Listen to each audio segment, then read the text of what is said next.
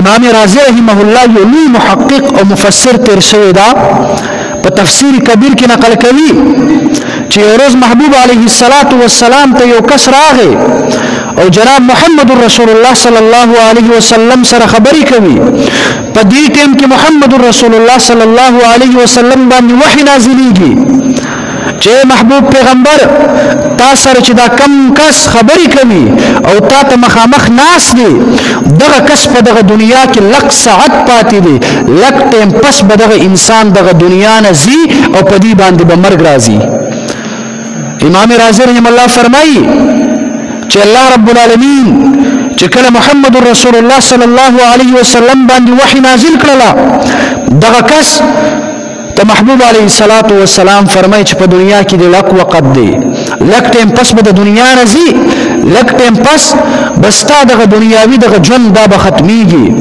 دغه کس محبوب علیه السلام ته فرمایي یا رسول الله ما سره لک ټیم پاتې دی په دغه دنیا کې اوس به مې دنیاوي ژوند ختم شي اوس به مړ کېږم قبر ته به ځم یا رسول الله داسې یو عمل راته وښیه چې په دې لک ټیم کې دغه عمل زه وکړم. رسول الله مبارک علیه السلام ورته دا ونه فرمایل چې انسانه منځ وکړه دا لک ټیم د پاتې د زندگی په دې کې منځونه وکړه. رسول الله ورته دا نه فرمایي.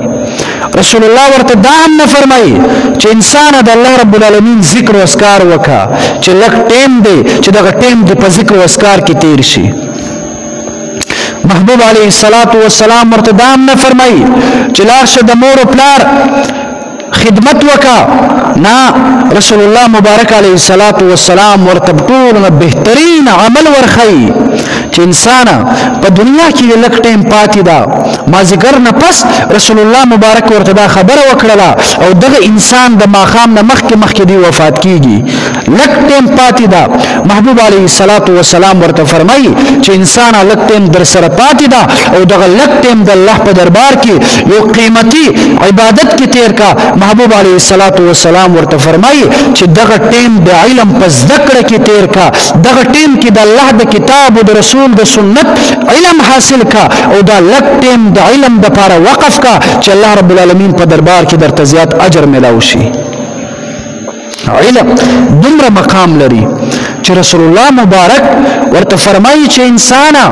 د مرګ وخت د نږدې ده منځونه هم مکوا ذکر او اذکار هم مکوا په دې ټیم کې د الله رب العالمین د کتاب علم زده کړه وکړه. علم دا ډیر زیات لوی فضیلت لري.